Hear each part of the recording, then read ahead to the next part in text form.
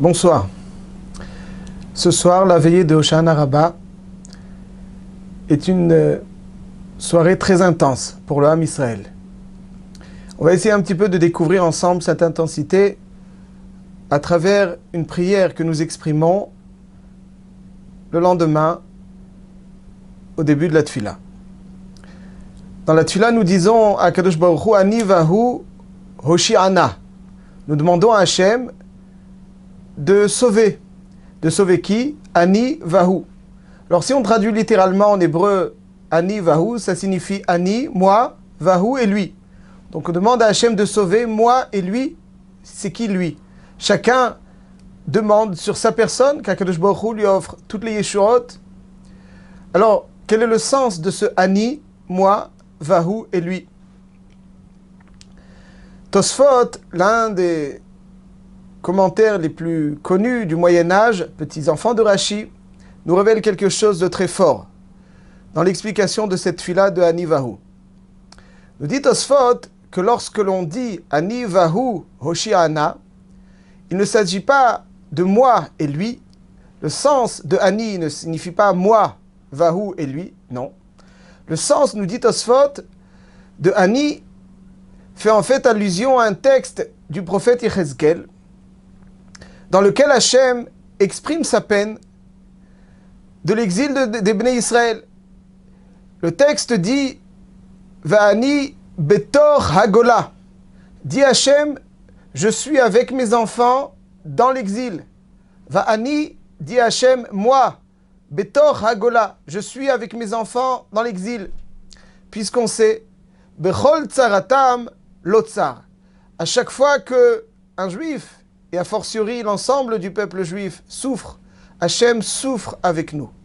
Il a établi des règles auxquelles donc la réalité doit répondre. S'il y a faute, il doit y avoir exil pour corriger.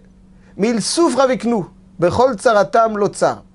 Cette peine l'exprime Akadosh Baruch Hu dans ce texte du Navi Yechezkel, Va'ani betor hagola.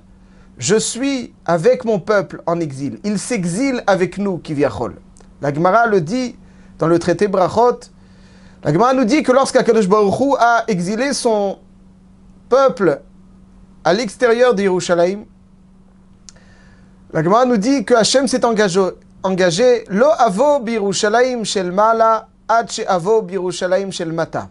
Je ne reviendrai dans la Yerushalayim céleste qu'après être revenu avec mes enfants dans la Yerushalayim d'en bas. Quelque part, Hachem souffre avec nous dans cet exil. C'est donc ce qu'exprime Va'ani betor hagola. Nous dit Tosfot, lorsqu'on demande Ani vahu Hoshi'ana, on ne dit pas Ani, ça ne signifie pas Ani moi. Mais on demande à Hachem de sauver, de nous extraire de cet exil pour enlever la souffrance exprimée par le Ani betor hagola. On demande à Hachem, s'il te plaît, sors-nous de cet exil, sauve-nous. Ani, sauve l'exil, sauve cette souffrance exprimée par le Ani betor hagola. Le Ani donc ne signifie pas moi, mais signifie Akadosh Baruch Hu, fait allusion à ce texte. Toi Hachem qui a dit Ani betor hagola, tu souffres. Ani, cette souffrance exprimée dans ce texte de Ani betor hagola, Hosha'ana. Sauve-nous de cet exil afin que tu ne souffres plus. Faisons attention. On prie à Kadosh Baruch Hu cette nuit-là de nous sauver de l'exil, pas pour nous extraire et enlever une souffrance personnelle, mais pour enlever la souffrance d'Hachem. À l'image d'une maman qui vient rendre visite à son fils alité pour une angine tout à fait banale. L'enfant certes souffre, mais ce qui le fait davantage souffrir, c'est de voir sa maman s'inquiéter de son état. Il a plus mal de la voir souffrir que le mal de gorge de cette angine. De même, ce soir-là de Hoshana Rabbah, nous souffrons de l'exil. Mais on ne demande pas à Hachem de nous sauver de l'exil pour nous, pour nos souffrances. On ne cherche pas simplement à nous extraire de notre souffrance. Mais ce qui nous fait plus souffrir, c'est Kivyachol, si l'on peut s'exprimer ainsi, la souffrance, la peine qu'a Hachem de nous voir en exil, d'être avec nous en exil. Donc, c'est l'expression d'un amour passionnel entre Israël et Hachem. Lorsqu'on aime intensément quelqu'un, sa peine nous procure plus de peine que la nôtre.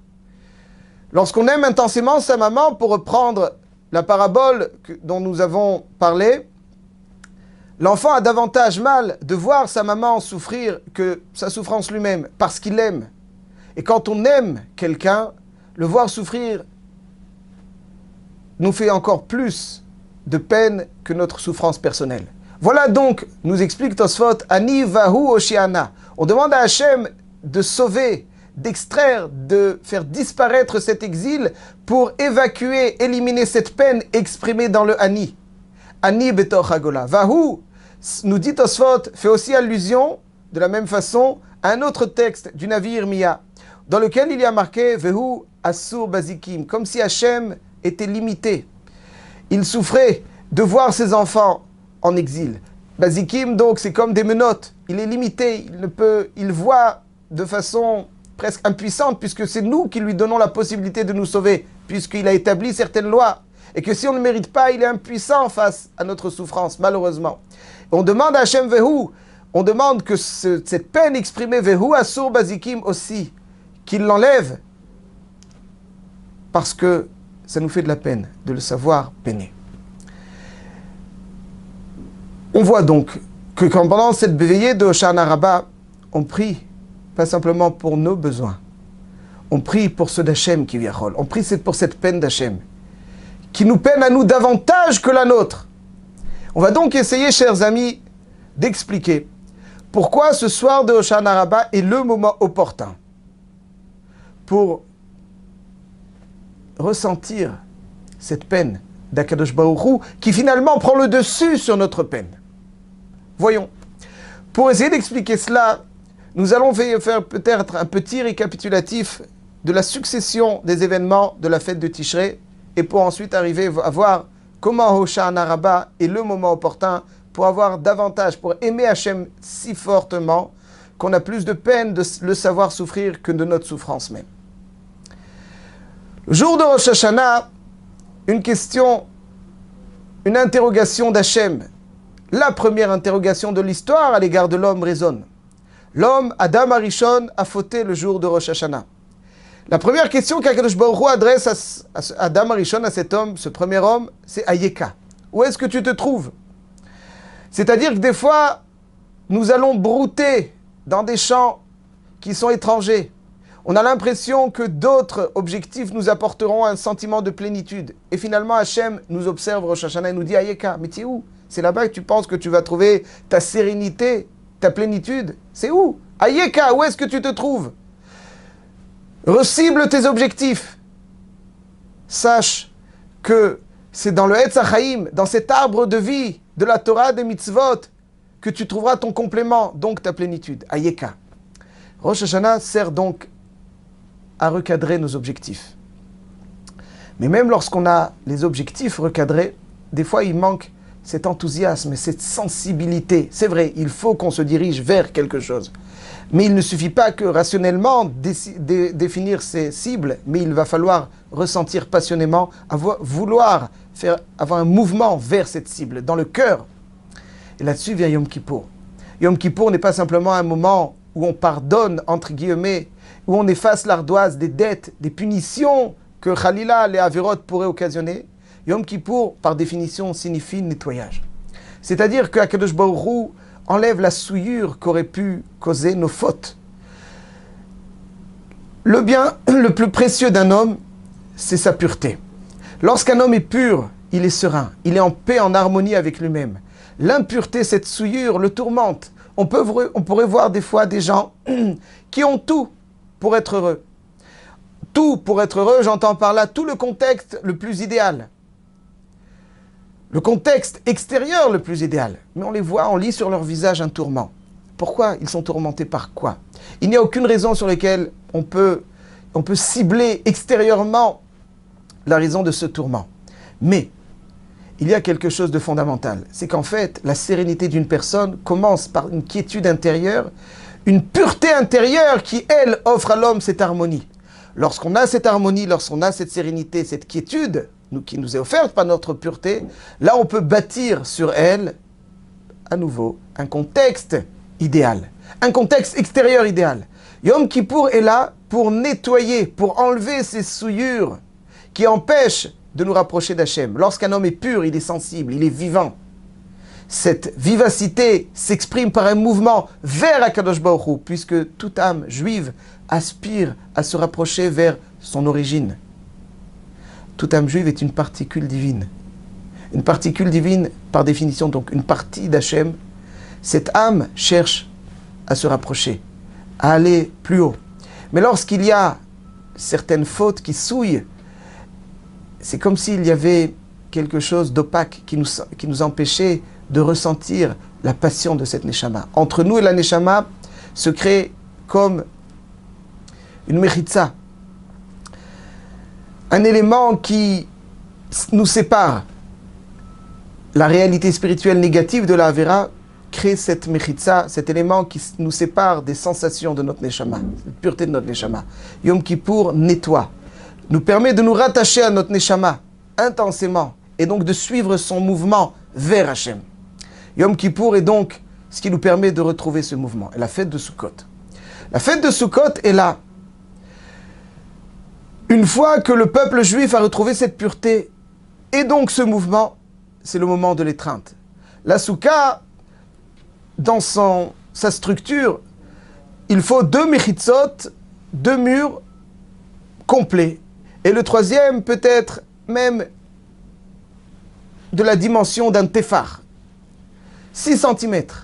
Nous dit le Harizal qu'en fait, ces 2 murs complets et ce troisième qui peut être de la dimension minimum d'un téphar, c'est comme l'image d'un bras en pleine étreinte. Akadosh Baruch Hu, le jour de Sukkot, une fois qu'on a été purifié par Yom Kippour, on a retrouvé ce mouvement vers lui, alors on retrouve cette étreinte avec Hachem. Le point culminant de cette étreinte de Sukkot, qui est Zman Simchatenu, le jour de notre joie. Pourquoi notre joie? Parce que quelque part on s'est réconcilié, on a retrouvé la proximité avec Hachem. Pas simplement on a été dispensé des avérotes, des menaces que pourrait constituer une avéra. Pas du tout. Il ne s'agit pas seulement à Yom Kippour d'effacer la menace, mais de retrouver cette proximité qu'on a pu perdre tout au long de l'année. Et lorsqu'on retrouve ce mouvement vers Hachem, alors Akadosh Baruch Hu court vers nous et va nous étreindre dans la Soukha. C'est pour ça que Sukkot, c'est Zman Simchatenu, le jour de joie, parce que lorsqu'on aime, on est toujours joyeux. Hoshana Rabbah est le point culminant de ce moment d'amour entre Israël et Hachem. On arrive à un tel amour où finalement, dans le cadre de cette étreinte, savoir qu'Hachem a de la peine de nous voir souffrir, ça nous fait souffrir encore plus que notre souffrance personnelle. David Amelech, le grand poète, le plus grand poète de l'histoire, dit dans l'un de ses psaumes connus, Gam ki elech beget salmavet lo irara, ki ata imadi. Dit David Amelech, même lorsque je serai dans une phase difficile, je n'ai pas peur, parce que tu es avec moi. Le Hadmour de Roujine, Zichrono Livracha, Zruto Yagan Aleinu, nous donne une interprétation plus profonde de ce texte. Il nous dit, Gam ki elech beget salmavet. Dit David Amelech, même lorsque je serai dans une phase difficile, lo ira. Je n'ai pas peur. Ra, mais ce qui me fait véritablement souffrir, Ra, ce qui est mauvais pour moi, ce qui me fait souffrir, c'est qui Ata m'a dit. C'est de savoir que tu souffres avec moi. Dit David Amelech, quand je suis dans une phase difficile, je souffre. Mais ce qui m'importe plus que ma souffrance personnelle, c'est de savoir que tu souffres avec moi. David Amelech, qui est le symbole de cet amour intense, passionnel pour Hachem, exprime dans ce texte des Teilim merveilleux qu'il souffre davantage de savoir qu'Hachem souffre avec lui que de sa souffrance personnelle. Chana, autre exemple, Chana, qui pendant de longues années n'avait pas d'enfant. Elle vient voir le prophète Élie au Mishkan, à Shiloh. Elle voudrait tellement un enfant. Et dans sa prière, qu'est-ce qu'elle dit? Le texte nous dit, Vatitpalel Chana al Hachem. Chana a prié sur Hachem. Et on se demande, elle a prié sur Hachem? Elle a prié vers Hachem. On aurait donc dû dire, Vatitpalel Chana el Hachem, vers Hachem. Al signifie sur. Pourquoi on nous dit qu'elle a prié sur Hachem? Elle a prié vers Hachem. Comme ça, le Nefesh HaChaim, le grand élève du Gaon de Vilna, pose comme question. Répond le Nefesh HaChaim, Chana avait un tel amour pour Hachem. Elle avait une très grande souffrance de ne pas avoir d'enfant. Mais ce qui la faisait encore plus souffrir, c'est de savoir qu'Hachem souffrait avec elle, de la voir souffrir. C'est vrai aussi dans les bonnes choses, dans les bons moments. Imaginons, on va reprendre une nouvelle parabole, que vous offrez une glace à votre enfant que vous adorez. Et vous le voyez se délecter de cette glace. Qui est-ce qui profite plus de la glace? L'enfant ou le parent qui voit son enfant se délecter de cette glace? Sans aucun doute, le parent qui voit son enfant se délecter de cette glace. Les tzadikim attendent qu'Akadosh Baruch Hu leur offre les combles, mais ils ne sont pas intéressés par leur intérêt personnel, d'être comblés à titre égocentrique pour profiter eux-mêmes. Mais ils savent que quand ils vont profiter des cadeaux qu'Akadosh Baruch Hu leur offre, leur plus grand bonheur, c'est de savoir qu'Hachem les observe se délecter des cadeaux qu'il leur offre. Et ils sont heureux de savoir Hachem, heureux de les voir se délecter. À l'image de cet enfant qui sait que son père, quand il l'observe se délecter de cette glace, il est encore plus heureux que lui, que le profit de sa glace. Et c'est ça qui le rend véritablement heureux. Voilà donc le tzaddik qui sent intensément Hachem. Quand Hachem souffre, Kivyachol, la souffrance d'Hachem dépasse sa souffrance à lui. Il a plus de peine parce qu'Hachem souffre que sa souffrance personnelle. Lorsqu'il est comblé, il est encore plus heureux de savoir qu'Hachem est heureux, entre guillemets, de le voir se délecter de ces cadeaux dont il a comblé, que le cadeau en lui-même. Ça, c'est l'intensité de l'amour qui relie le Ham Israël à Kadosh Baruch Hu le soir de Hoshana Rabbah. Le point culminant de la fête de Sukkot, qui est Zman Simchatenu. Cette étreinte, en fait, elle atteint certes son point culminant le jour de Hoshana Rabbah. Mais elle peut et elle doit nous accompagner tout au long de l'année. Comment? Et là viendra le lendemain Shmini Atzeret et Simchat Torah. Shmini Atzeret nous dit à Kadosh Baruch Hu, s'il vous plaît, après ces fêtes intenses que nous avons passées ensemble, Ikvu imi od yom echad. S'il vous plaît, restez encore un jour avec moi, parce que caché à l'aïpri d'atrem, j'ai du mal à me séparer de vous. Et on a comme l'impression, avec une lecture superficielle, qu'Hachem voudrait repousser le moment de la séparation. Mais finalement, cette séparation arrivera. Alors quoi bon repousser la peine de la séparation? Est-ce rationnel? Mais en fait, nous disent nos maîtres que quand Akadosh Baruch Hu demande au Ham Israël de rester encore un jour, parce que la séparation lui est douloureuse, il ne veut pas par là repousser la séparation, mais la faire disparaître. Quand on danse avec la Torah, quand on se rattache passionnément, avec joie à la Torah, par le biais de la Torah, on ne quitte jamais Akadosh Baruch Hu. Cette passion de la Torah, finalement, nous permet de continuer, de vivre l'intensité des fêtes pendant les longues nuits d'hiver. On tourne avec le Sefer Torah pendant le jour de Simchat Torah pour créer une muraille tout autour de nous, une muraille de la joie de la Torah. La joie de la Torah est une muraille qui protège l'homme. Un homme sans Torah est un homme vulnérable, un homme fragile. Un homme passionné avec la joie de la Torah est un homme fort.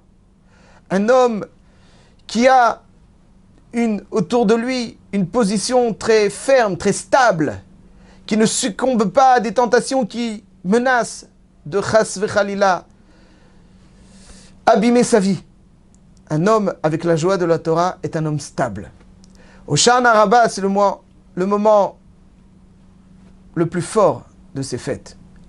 Mais il ne s'agit pas simplement de vivre ce moment, il faut prendre Simchat Torah, la joie de la Torah, cette étreinte de la Torah. Quand on étreint la Torah, Kivyachol, on étreint Akadosh Baruch Hu. Et le prendre avec nous tout au long de l'année, cette force de la Torah, cette joie de la Torah, Be'ezrat Hashem nous apportera toutes les Yeshuot. Et cette étude de la Torah très intense, elle, fera sortir le Ham Israël de l'exil.